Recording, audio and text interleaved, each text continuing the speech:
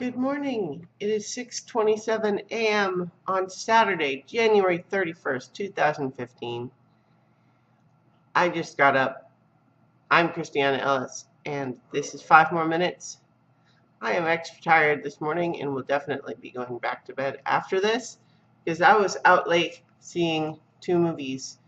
I saw American Sniper and Selma.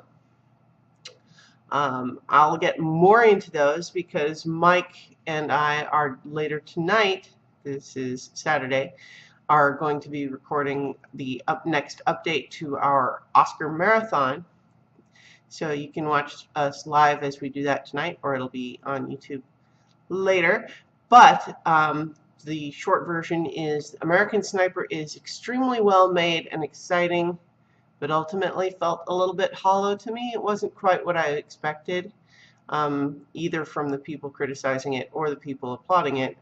It's strange. It requires more discussion. Selma is excellent, and I really, really enjoyed that one.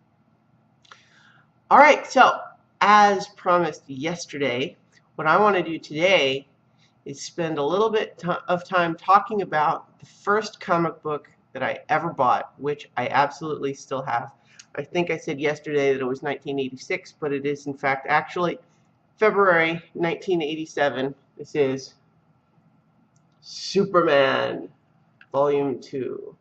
And I'm pretty sure, or excuse me, I'm not sure what volume it is, but it's issue number 2 of this particular run. The Secret Revealed. Woo! Now, I think what attracted me to this is that even back in 1987, I was 9 years old.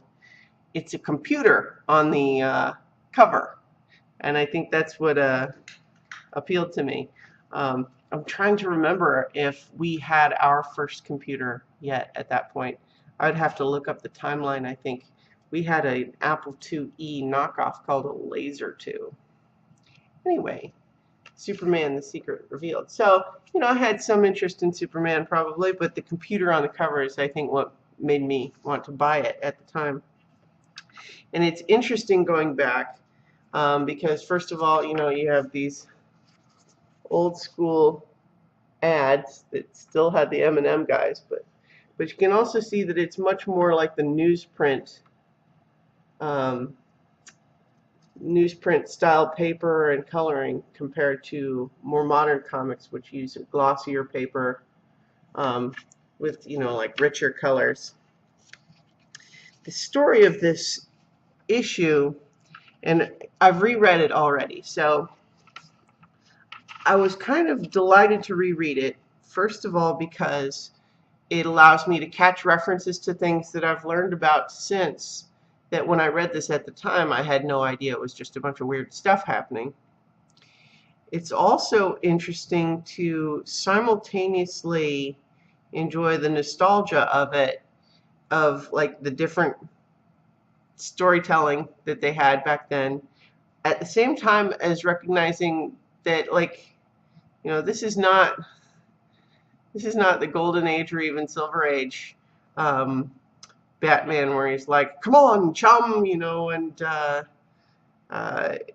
there's some darker and at least one little bit in here that's pretty messed up. So the basic premise of this issue is that we have Lex Luthor and one of his prominent scientists here using a supercomputer and trying to plug in as much of the data as they can find about Superman in order to find out who is Superman really. And they decide to go and target both Pa Kent and Lana Lang because they know that Clark Kent is often found around Superman. They figure Clark Kent must know who Superman is, right? And so they have to go and do sneaky experiments. And there's a bit here, look, where they've got guys shooting Pa Kent with a tranquilizer dart, and they say, "He's fine, I mixed the dose according to the medical records." But look at that. Look at that. That's kind of scary. And then they capture and kidnap Lana Lang. Oh man, this is, you know what? This is just going to have to be a longer episode because I don't want to stop doing this. So they actually kidnap Lana Lang, and they're interrogating her. Now, in this comic, it's clear to us, the reader, that Lana does know Superman's secret. And another messed up thing that we see is we have Metallo, who's another villain that, like, when I read this, I would have had no idea who Metallo is.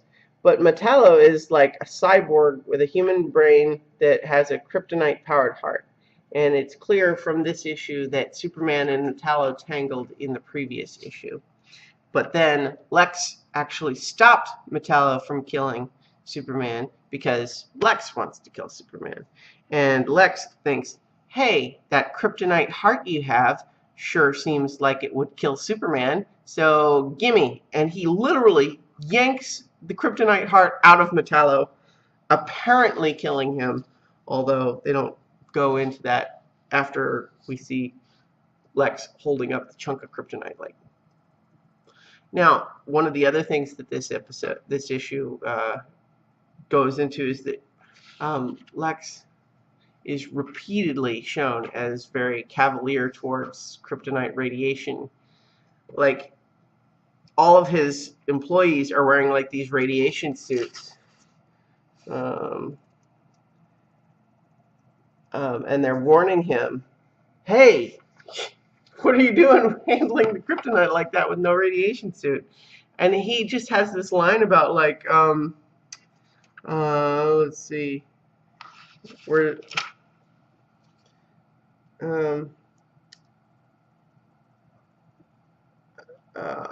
yeah, so, it's like, sir, you shouldn't be here without a protective suit. The radiation levels, he says, are quite within acceptable tolerances. Happerson, one of the first things we determined was that this so-called kryptonite could not harm human beings. Now give me your report. And I'm thinking, how did you determine that? And if that was really the case, why would your lead scientist be so freaked out about it? And especially given that I happen to know in comic book continuity that at some point Lex has so much exposure to kryptonite that it does actually make him very sick and kill him, I believe, although, you know, killing someone in comic books is not always that tough a thing. Now, we also have just a little bit of, hey look, there's Superman in this Superman comic book. They send a little robot probe after him, and then when he it's spying on him, and he has to try to be clever to take it out because it's very fast moving, and he doesn't want it to see him going home to Clark Kent's apartment. And so there's a whole several pages worth of, like, oh, here, let's distract it with these balloons so that I can grab it. And then it blows up, and it has, though, a nice mention of, good thing I was well above the tops of these skyscrapers. You know, it shows just, you know, again, his concern that he doesn't want other people hurt around him. But then he gets home, and look at, there's bloody footprints in the hall, and then look at this. Let's see if it can focus. Like, look how messed up Lana looks here. Like, that's kind of messed up, isn't it? I mean, it felt like a pretty dramatic tonal shift. Another messed up thing that happens in this is that Lex's main computer scientist impresses him, so he basically tells her, like, hey, you're pretty great. I'm going to make you go on a date with me. My guys will give you a good dress to wear and get your hair fixed for dinner tonight in my apartment. And she's feeling like it's literally just like it's just straight up sexual harassment. And like, let's see. I mean, oh Lord, what am I doing here? I feel like a Christmas turkey, all trussed up in this ridiculous gown, this frivolous hairdo. But if I don't play along, I know full well he has the power to destroy me in ways much more insidious than death. Right? Messed up, right? And the thing is, you see him in a tux in that bit. And then later, when they're reviewing more data, look at this. Oh, it's hard to get it to focus. Look at that. Now he's in a bathrobe and she's in a nightgown.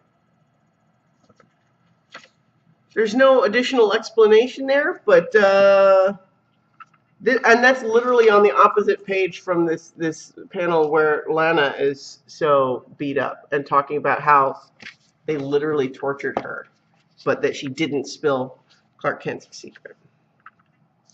By the way, too, one of the fun things about these old comics is you get all these vintage ads. Be a magician. Be tough. I mean, really tough. And then what is this? Microbugs.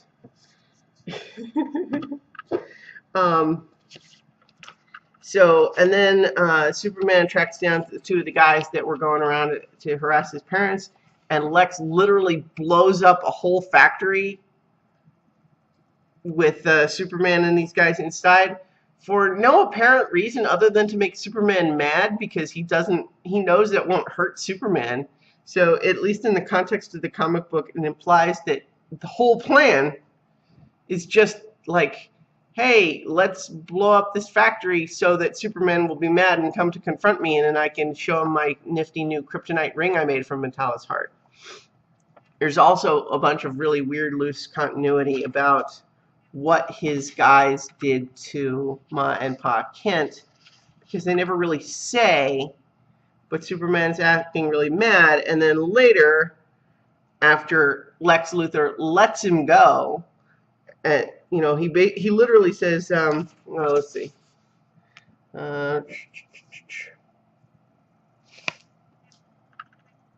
Now, Superman, yes, Superman, I was behind everything that happened in the last few days, but only you and I know it, Superman.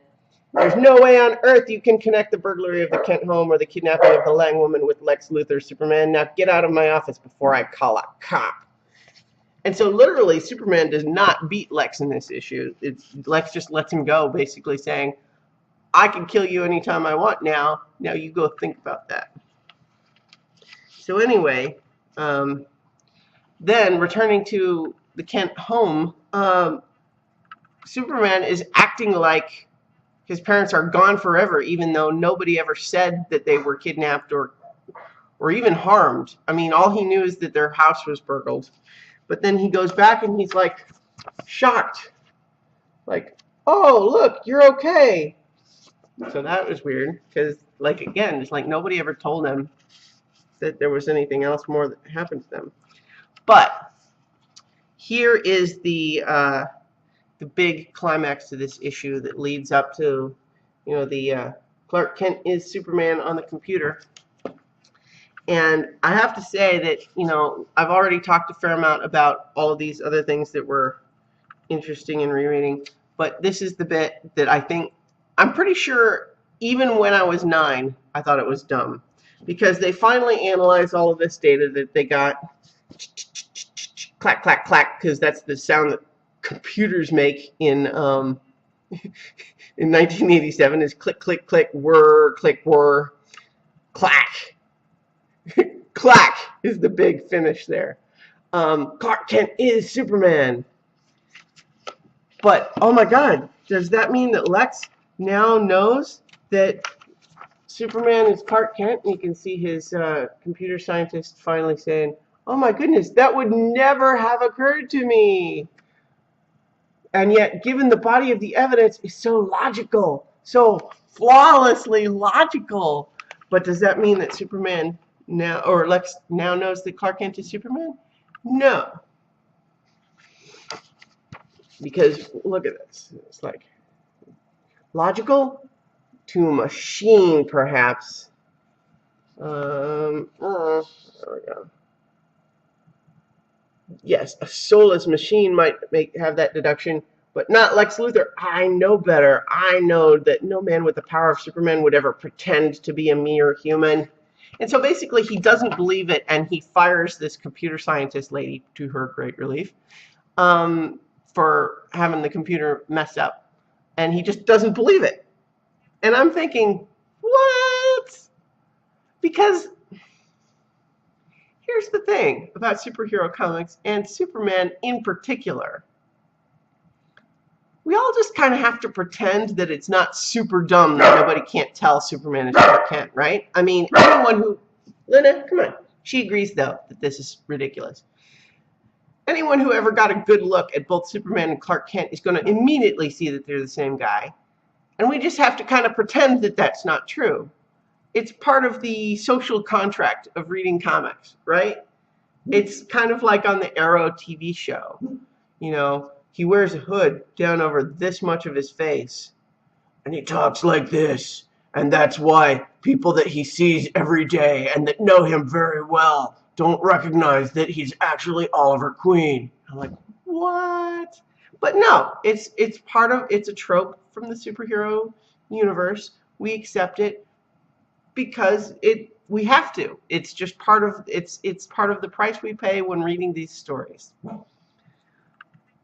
But when you already have that buy-in, why do you need to go and poke at that, right? So let's have a whole issue devoted to Lex actually using a supercomputer to analyze things like, you know, like body measurements, let's see, medical history, height, weight, eye color, skin tone, all accurate to within 0.09%. Luna, come on! Luna, come! Anyway, I didn't really mean it to take this long, but I had a lot to say about it, I guess. This is a abnormally long 5 more minutes. And anyway, then they also note they get school reports and medical history for Clark Kent. Interesting to note that he has never missed a day of school or work due to illness. And he has never had so much as a cold. And there's a gap of 4 years in his life from the time he left Smallville to the day he enrolled in university. There's no sign of him. And that is the beginning of the gap that corresponds almost exactly to the earlier clippings in Martha Kent's unusual scrapbook all about Superman. So all of that, and Lex just like, no, I don't believe it. Superman is a powerful guy. He would never pretend to be a weakling human. And I'm thinking, wasn't that the whole point of this project? They're trying to find Superman's secret identity. Like, that was the whole idea. So why would he just not believe that the secret identity is different from the way he thinks Superman ought to be?